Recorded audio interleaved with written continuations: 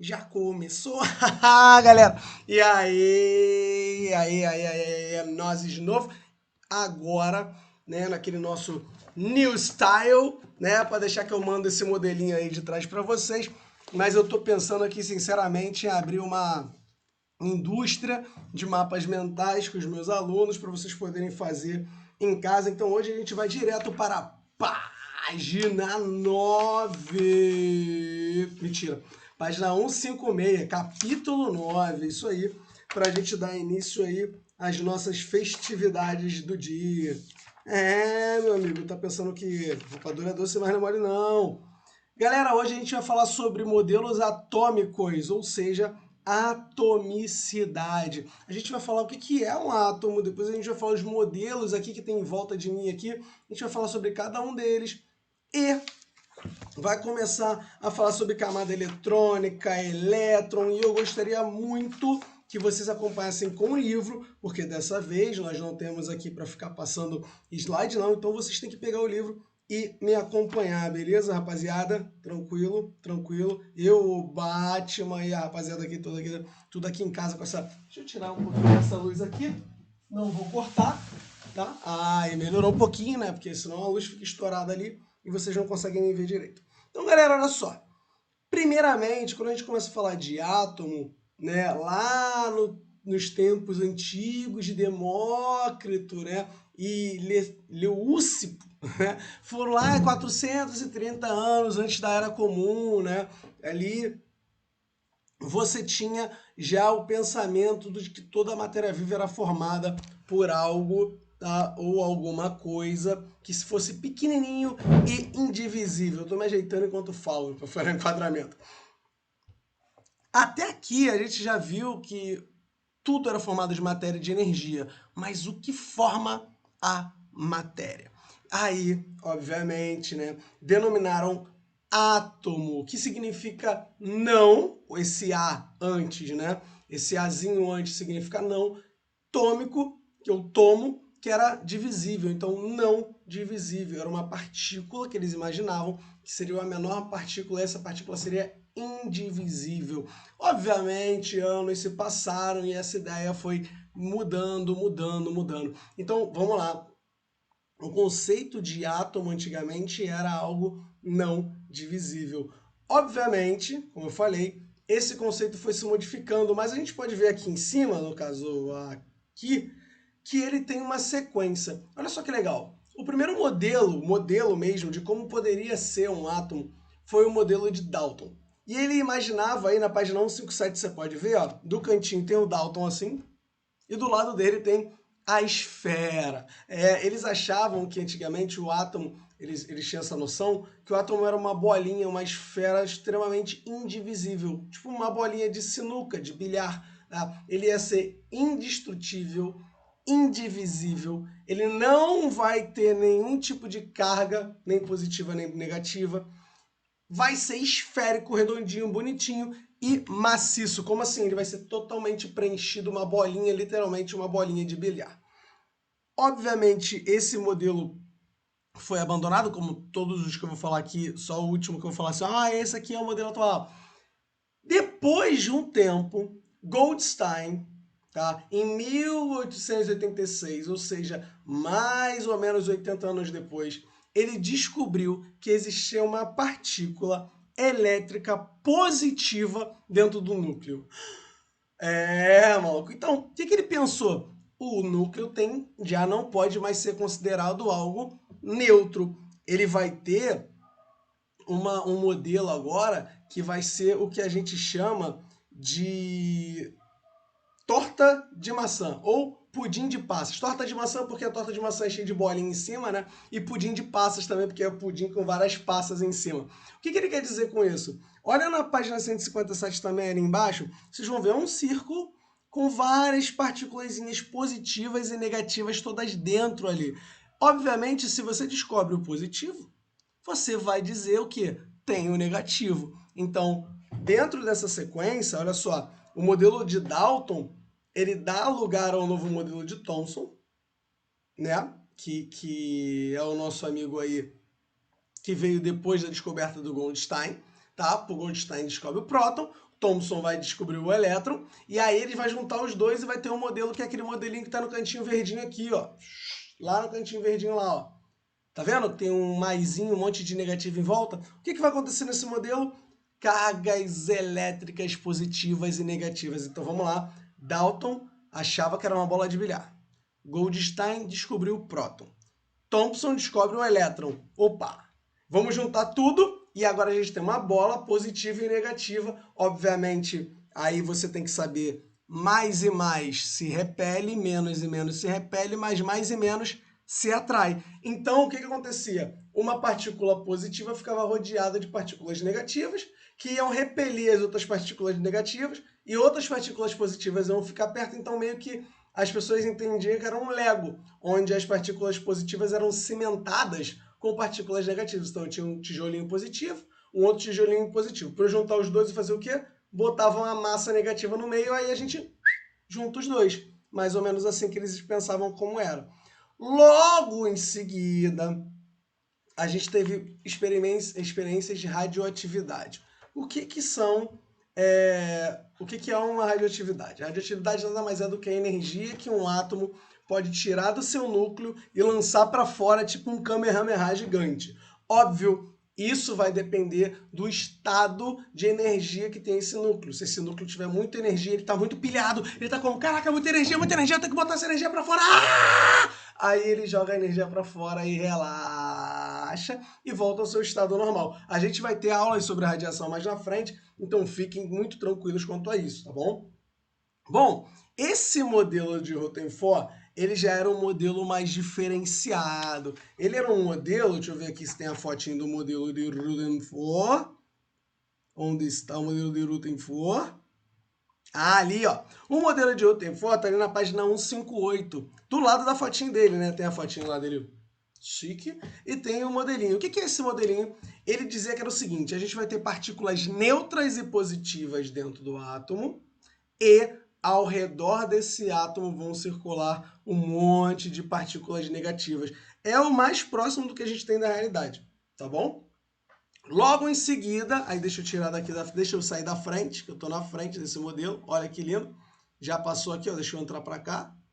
Olha aqui, deixa eu diminuir. Pronto, eu fico menorzinho. Aí, ah lá, que bonitinho. Rutherford, tá vendo? Ele conseguiu perceber que os elétrons giram em torno de um núcleo e a gente tem uma parte mais densa, uma parte que tenha mais massa dentro desse núcleo aqui. Então, a gente dentro do núcleo tem o quê? Partículas positivas e neutras, e do lado de fora as partículas negativas. Bohr, em 1913, não muito depois do que Rutherford, tá vendo? 2 aninhos depois, ele já descobriu que não é uma zona. Não fica tudo jogado que nem a nuvem. Na verdade, esse modelo, vão ter camadinhas. Então, a gente tem lá no meio, sim, partículas positivas e neutras, porque pensa com T2P aqui. Se eu tiver positivo com positivo, o que vai acontecer? Exato, você falou certo, vai repelir. Então eu não posso ter uma caneca positiva e outra caneca positiva, porque elas não vão se encontrar, elas vão se repelir. Imagina eu montar um negócio com essas duas canecas, eu não ia conseguir. Então eu tive que fazer o quê? Eu tive que pegar uma outra caneca neutra e botar no meio. Então as três conseguem coexistir, porque você tem um positivo, um neutro e um negativo. Lembra que eu falei que no modelo de Thomson ele achava que esse cimentinho que tinha entre as positivas era o elétron, que é negativo? Não é mais. O que a gente chama agora, né, que é a descoberta do próton e tal, o que a gente tem ali do meio entre os prótons são moléculas negativas do lado de fora e no meio dos prótons, moléculas neutras. Então, só para a gente relembrar o nome dessas crianças, essa molécula, falando molécula, desculpa, gente, essa partícula que está ali dentro, neutra, é chamada de nêutron. Tá? A partícula positiva é chamada de próton e a partícula negativa vai ser chamada de elétron. Beleza? Então, dentro do núcleo eu tenho prótons e nêutrons e do lado de fora ali, em camadinhas, como o Bohr descobriu, as camadas eletrônicas, né? Onde elas vão perder e ganhar elétron para o ambiente, eu vou explicar isso já já, essas camadinhas eletrônicas, elas sim têm os elétrons. Então, núcleo é próton mais nêutron e o que está do lado de fora é o elétron. Show? Dividido em camadas. São essas camadas, galera, olha na página 159 ali. Na página 159 tem aqui, ó, o próton, a massa do próton, o nêutron, a massa do nêutron, e o elétron, a massa do elétron. Olha só. Por que a gente fala que o núcleo do átomo ele é mais pesado? Se a gente pegasse uma bolinha de próton, não estou dizendo que o próton é uma bolinha não, estou dando um exemplo, e juntasse com uma bolinha de nêutron, a gente teria a massa 2. Para a gente ter massa 1, a gente tem que ter 1.836 elétrons para ter a mesma massa do que um próton.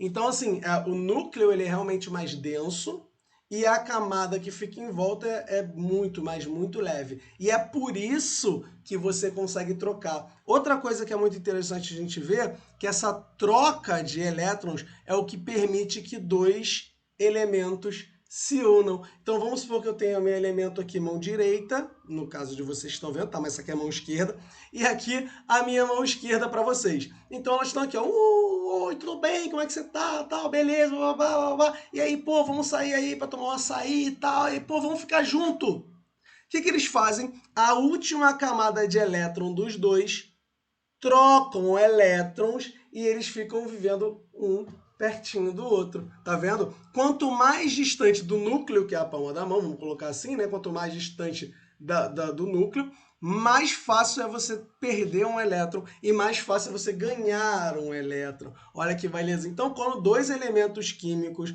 vão se juntar, eles vão se fundir, eles vão basicamente ali trocar elétrons, eles vão ficar compartilhando elétrons entre si. Então, meu elétron vai para você, seu elétron vai para mim, mas isso só vai acontecer nas camadas mais para fora. Beleza? Olha aqui que bonitinho nessa fotinha. Aqui ó, a gente tem as camadinhas mais de fora, tá vendo? As camadinhas mais internas e as camadinhas mais de fora.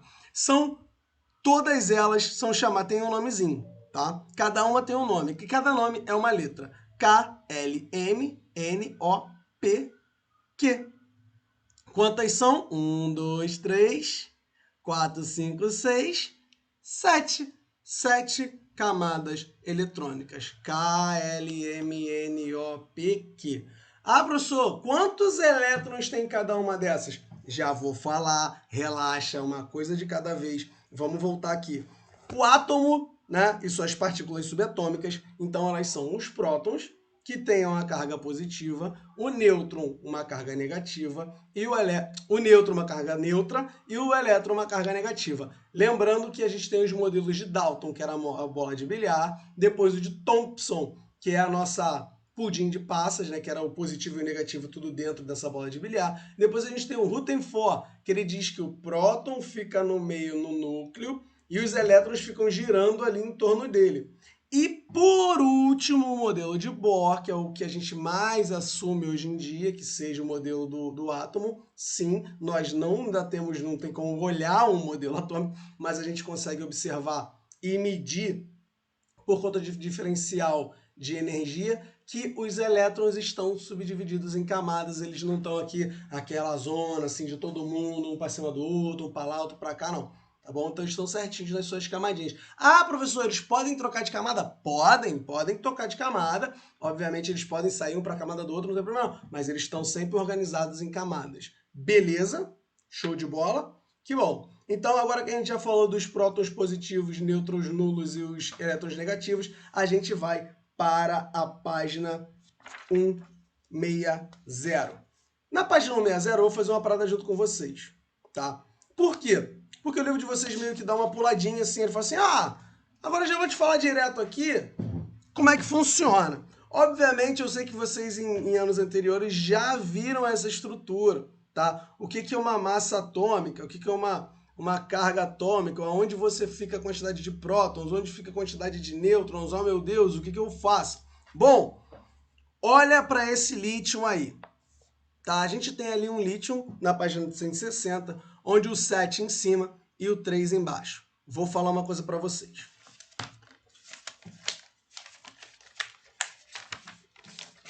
tenho aqui uma folhinha e eu vou desenhar, porque desenhar é muito bom e a gente entende com mais facilidade, certo? Mas não sei se vocês vão conseguir ver. Então eu tenho o elemento X, que eu vou anotar aqui. Em cima eu tenho a massa e embaixo eu tenho prótons. Assim, eu vou ter a massa aqui em cima e o prótons embaixo. O que é essa massa, professor? A massa é a do núcleo. A massa nada mais é do que N mais P. Nêutrons e prótons, olha que coisa maravilhosa, facinho. Então, olha só, vamos parar para pensar aqui. Só um minuto. Aqui nesse lítio, eu tenho 7 para massa, que é simbolizado com a letra A, tá bom? E eu tenho aqui o meu número atômico, que é o número de prótons, que fica embaixo, 3, certo? Então, o átomo assim representado apresenta quantos? Letra A, quantos prótons? 3. Quantos nêutrons? Como é que eu vou saber? Simples, é só eu pegar 7, que é a soma dos dois, e diminuir de 3, então vai lá 4. Pensa só, se eu tenho 1, 2, 3 prótons, tudo o resto que está dentro do núcleo é nêutron, exatamente. Então eu tenho 3 prótons e 4 nêutrons. E elétrons? Como é que eu vou saber quantos elétrons eu vou ter? Bom, na maioria dos elementos, ou melhor, para vocês, em todos os elementos, né? Porque essas particularidades vocês só vão ver se vocês fizerem física ou química. Então, todos os elementos químicos têm a mesma quantidade de próton que de elétrons. Então, olha que coisa simples, olha que coisa fácil. Vou fazer uma aqui para vocês, vamos ver se vocês vão entender o que eu estou querendo dizer. Olha só, vou fazer bem grandão para vocês conseguirem enxergar. Eu tenho aqui um oxigênio 16,6. Eu fiz aqui um elemento qualquer. O elemento carinha, né? Nem oxigênio. O elemento carinha tem 16,6. Isso quer dizer o quê? Próton mais nêutron e prótons. Quantos prótons esse cara tem? Parabéns! 6, é isso aí. Quantos nêutrons esse cara tem? 16 menos 6, 10. Tem 10 nêutrons. Perfeito. E quantos elétrons? 6 elétrons. É isso. É muito fácil. Aí a segunda pergunta que ele coloca na coluna é para te pegar, ele não pergunta mais o nome. Agora ele quer saber a carga. Aí você tem que estar ligado. Ó, partículas com carga elétrica positiva. Peraí, carga elétrica positiva, próton. Quantos prótons tem? No caso aqui, ó, do nosso trabalho, 3. Partículas com carga elétrica negativa. Carga elétrica negativa é a mesma quantidade, é a quantidade de elétrons. A quantidade de elétrons é igual a de prótons. Então, eu tenho, exatamente, 3 candangos. E a última são as partículas sem carga, que são partículas neutras. 3 menos 7, 7 menos 3, ou 3 menos 7, vai dar menos 4, mas aí você tira o negativo, porque não existe carga negativa neutra, né? Então, vamos lá, 7 menos 3, 4, então eu tenho 4 partículas. Simples, prático e eficiente. Logo ali embaixo, ele fez esse exercício e depois ele já começa. Não confundam, tá, galera? Ó, se você olhar legal, escrito assim, a eletrosfera, que é onde, deixa eu ficar aqui no meio, ela não está inserida no exercício que vocês fizeram agora, tá? Então vamos lá. A eletrosfera, como eu falei, são essas camadas aqui embaixo, que está bem aqui embaixo, que você vai colocar uma quantidade de elétrons. Qual é essa quantidade, professor? Simples. 2, 8, 18, 32, 32, 18, 8. Tu decorou? Ah, cara, eu dou aula disso todo ano, né? Ai, professor, eu tenho que decorar? Ah, cara, claro. Você tem que decorar, você tem que saber. Chora. Vamos lá. A primeira camada é a camada mais próxima do núcleo, a camada K, só consegue ficar com 2 elétrons. A segunda vai ter 8 elétrons, a terceira 18, a próxima 32, depois 32 de novo, depois 18 e por último 8. Olha só que coisa legal. Olha essas regrinhas aqui e vocês têm que saber essas regrinhas e eu vou explicar cada uma para vocês. Primeira, em qualquer átomo, exceto o elemento químico paládio, esse é o único que vai ter 18 elétrons na última camada, O número de elétrons da última camada é 8. A gente chama isso de regra do octeto. A regra do octeto nada mais é do que o máximo de elementos, o máximo de elétrons que eu posso ter na última camada é 8, beleza? 8. Então, a camada K é uma exceção, já que comporta apenas 2 elétrons. Se vocês olharem aqui, a partir dali é todo mundo 8, 18, 32... tudo certinho, tudo grande. A única é a menorzinha, é a camada K. A penúltima camada, olha só que louco, deverá ter 8 ou 18. Como assim? Se tiver até 8 elétrons na última camada, você pode ter 8 ali. Não vai botar 7 e passar um para a próxima. Vai acabar na penúltima camada P. Por exemplo, vamos supor que a distribuição acabe no P. Então vai ficar no P, não vai ter mais nada para seguir em frente. E os 18, quando o número atômico for maior que 10, aí você pode até ter 18 ali. Quando um átomo possui mais de 3 camadas, enquanto a penúltima não estiver completa, lembra? Última, penúltima. E a penúltima é a P. P de penúltima, tá vendo? Ó, muito fácil de decorar. Enquanto ela não estiver completa com 18 elétrons, a última vai ter no máximo 2. Aí tu vai falar, como é que isso funciona? Vou te falar. Olha alguns exemplos de substituição ali. Olha aquilo ali. Galera, esse diagrama de Pauling, ele é complexo, mas a gente vai ver ele já já, tá? Como é que funciona essa galerinha aqui? Você vai pegar o máximo que você tem e você vai escrever nas camadas. Eu vou fazer com o meu elemento sorriso aqui para vocês darem uma olhadinha, tá? Vou botar aqui as camadinhas. K, L, M, N, O, P, Q. Show de bola? O que a gente vai distribuir? Elétrons. E o que tem aqui que vai mostrar pra gente qual é o elétron? A gente tem o 6, que é o próton. Se é próton, é elétron. Então, quantos elétrons eu vou distribuir aqui embaixo? Muito bem, meu aluno do 9º ano, inteligentíssimo. 6, né? Como é que eu vou fazer isso? Quantos elétrons eu consigo botar na primeira camada? Exato, 2. Então, eu vou botar aqui, ó, 2. Quantos sobraram? 4. Quantos elementos eu consigo colocar na segunda camada? Ah, você consegue colocar 8. Então, eu posso colocar os 4 aqui e acabou. É só isso. Somou, deu 6. Lembrem-se, eu tenho que respeitar a quantidade máxima de cada camada. Então vamos olhar aqui o césio, que tem 55 elétrons. É elétron para caramba, elétron até para emprestar. E ele empresta mesmo. Então olha lá, a primeira camada tem 2, a segunda 18, que leva 8 certinho, a terceira 18 certinho, a quarta 18 certinho, a antepenúltima 8 certinho e a última 1zinho. Pô, não tô acreditando. Ah, professor, tu vai fazer isso? Vou fazer o cálculo e vou fazer na calculadora aqui do meu lindo e maravilhoso celular para vocês verem como ele não errou aqui. Deixa eu só achar a calculadora aqui. Olha aqui. Calculadora zerada, tá? Então vamos lá. 2 mais 8 mais 18 mais 18 mais 8 mais 1. Certinho. Ó, distribuição de camadas eletrônicas feitas na calculadora. K, L, M, N, O, P. Acabou ali no P.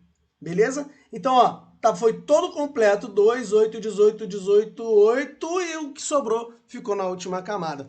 Ah, é esse cara que vai para o próximo elemento. Uma coisa que vocês precisam entender, que a gente vai falar depois quando falar de ligação química, é o seguinte: quem tem a camada mais completa recebe do outro que tem a camada mais vazia.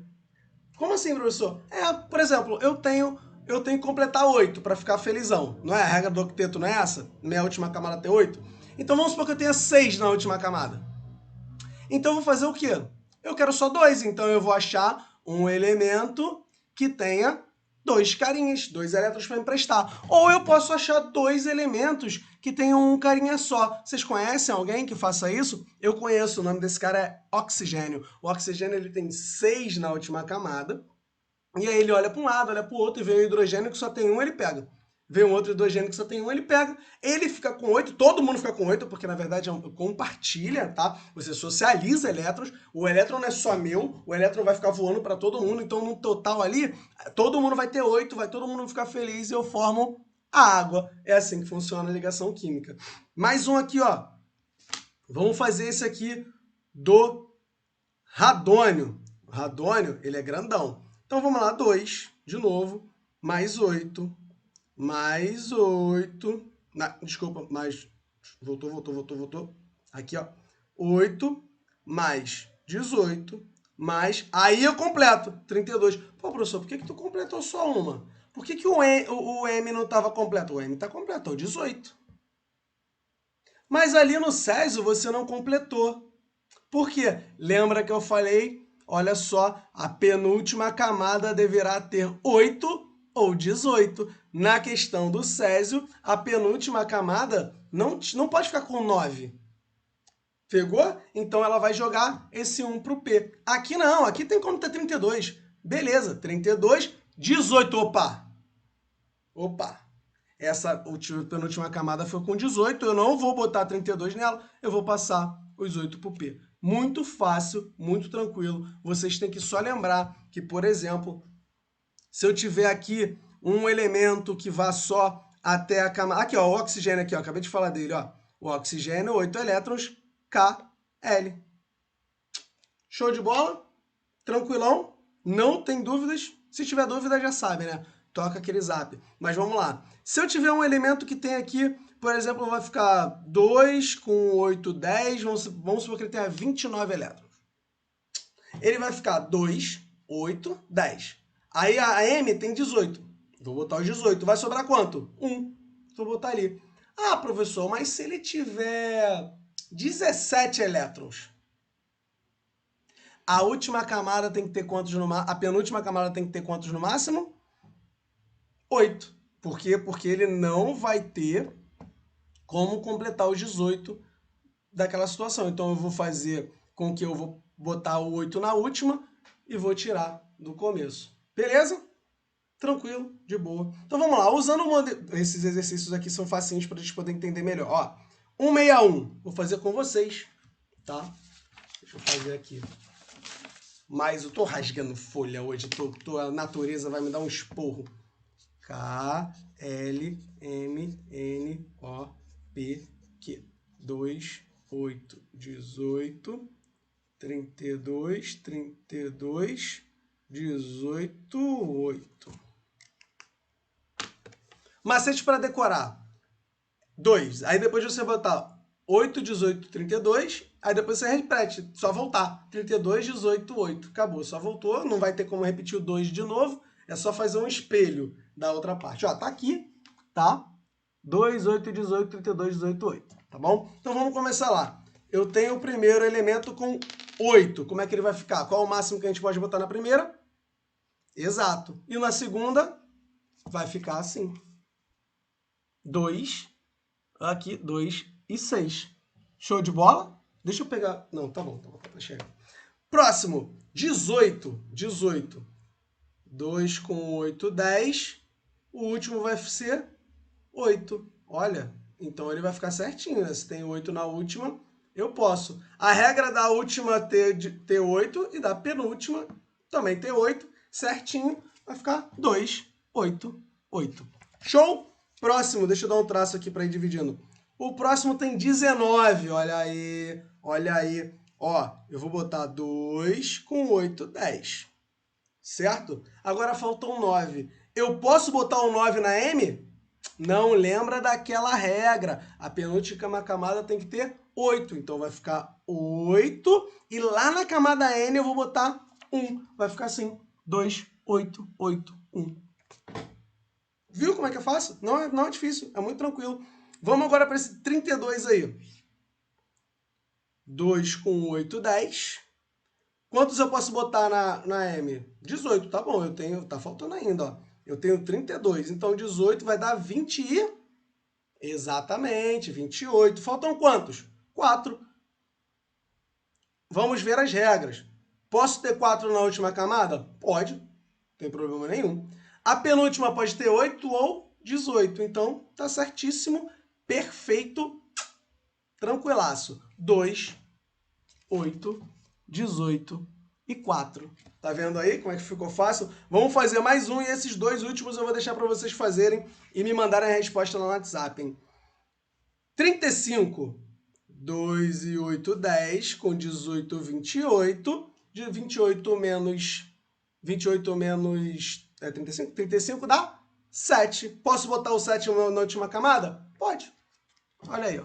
Pronto. Acabou. Penúltima camada com 18, última camada com 7, tranquilo. Fechou. Muito fácil, muito tranquilo de se fazer. Tá vendo como é que é? Molezinha, molezinha. Agora a gente vai partir para a parte do núcleo, galera. Partir para a parte do núcleo é ótimo. Na página 163, fica tranquilo que já tá acabando, tá? A parte da página 162, ela vai dizer exatamente o que eu já falei, mas agora ela vai dar nome para essas coisas. Então a gente vai ter ali, ó, o número de prótons de um átomo é identificado pela letra Z, chamada de número atômico, ou seja, Z é igual a P. Por que Z é igual a P? Porque Z é o número de prótons e P é próton. Z é igual a P. Lembra que eu falei que o número de prótons é igual ao número de elétrons? Então, Z também é igual a E. Então você tem lá embaixo, lá, Z é igual a P, que é igual a E. Mole, tá escrito no seu livro, não precisa se preocupar. Tá escrito no seu livro. Vai acompanhando comigo, hein? O segundo quadradinho amarelo ali, retangulinho amarelo, é o número de massa. O número de massa é o que fica em cima. Lembra? Em cima. Então a gente tem um número atômico embaixo e o número de massa em cima, tá bom? Então o número de massa em cima vai ser a soma de tudo que está dentro do núcleo. O que tem dentro do núcleo? Parabéns, prótons e nêutrons. Então A é igual a P mais N. Se eu tenho 10 prótons e 10 nêutrons, o A vai ser 20. Se eu tenho 10 prótons e 20 nêutrons, o A vai ser 30. É só somar, não tem dificuldade nenhuma, muito tranquilo. Então aqui, ó, é definido como elemento químico todo e qualquer núcleo e próton, todo qualquer núcleo que tem elétrons em volta. Então, o que vai diferenciar um elemento químico do outro? A quantidade de prótons. É a quantidade de prótons que vai ser a identidade desse cara. Se um elemento químico perde um próton, ele muda, ele se transforma em outro elemento. Se um elemento químico ganha um próton, ele muda e se transforma em outro elemento. Então vamos supor que ele tenha 9 prótons e ele é o elemento X. Se ele perder um, ele vira o elemento Y. Se ele ganhar um, ele vira o elemento Z. Tá vendo? A tabela periódica que vocês vão conhecer, eu acho que na próxima aula, deixa eu olhar aqui na próxima aula, ela é montada pelo número de prótons. O hidrogênio é o elemento número 1, porque ele tem um próton, e assim o hélio com 2, e assim por diante, é uma sequência, uma lista de elementos por conta da quantidade de prótons que tem. Muito facinho, muito molinho, tá? E aqui, galera, ele está dizendo aqui qual é o nome do elemento, né? O nome do elemento ele vai ser seguido de um símbolo, e esse símbolo, na maioria das vezes, é o nome dele em latim. Então, por exemplo, para prata, a gente tem o argentum. Para ouro, a gente tem o aurum, que é o AU. Para enxofre, é o S, que é o sulfur. Para potássio, é o calium, por isso que tem o K. O show é plumbo, plata ou plumbo. Lembrou, né? Então, plumbo, PB. Por isso que tem esse... Ai, professor, não acredito. Por que oxigênio é com O e se escreve oxigênio, mas prata é AG e não tem nada a ver com prata? Porque vem do latim argentum. Olha só que coisa maravilhosa. Biologia e ciências também é cultura, tá bom? Outra coisa que eu quero falar para vocês. Sempre vai vir o símbolo do nosso amigo e a massa em cima e o número de prótons embaixo, ou seja, o número atômico embaixo. Vai ser sempre assim. E tem mais uma coisa. Tem mais uma coisinha aí. Cátions e ânions. Tá? Só para vocês entenderem. Cátions são quando o número de prótons é maior do que o número de elétrons. Então ele vai ficar positivo. Calma aí, professor. Como é que você falou agora para mim que o número de próton era igual ao do elétron e vai ter um elemento que vai ter um número menor? Como assim? Galera, lembra que eu falei que ele pode doar ou ganhar? Então vamos lá, ele tem 3 elétrons e 3 prótons, estou de boa. Do nada ele vai lá e recebe 4 prótons. Então ele vai ficar mais negativo. É só isso. Se ele doar, ele vai perder elétron e vai ficar mais positivo. Então quando você doa o elétron, você vai ficar mais positivo. Quando você recebe, você vai ficar mais negativo. E essa é a diferença para cátions e para ânions. Cátion é quem está mais positivo e ânion é quem está mais negativo. É legal que aparece sempre no número, aparece assim, um mais e um númerozinho. O que isso quer dizer? Quer dizer que ele tem 3 prótons a mais, ou que ele pode receber 3 elétrons. Beleza? Tranquilão? Mas fica tranquilo que quando a gente for falar sobre conexão das moléculas, a gente vai ver isso direitinho. E por último, para fechar, isótopos, isóbaros e isótonos. Agora eu quero que você pegue a sua caneta e faça um macete aqui. Na palavra isótopos, eu quero que você circule a letra P. Circula a letra P. Puxa uma seta e escreve prótons. Assim, ó. Dá pra ver, não? Caraca, não tô conseguindo mostrar essa coisa muito ruim. Aqui. Olha lá, ó. Faz assim, ó. Por quê? Isótopo tem P.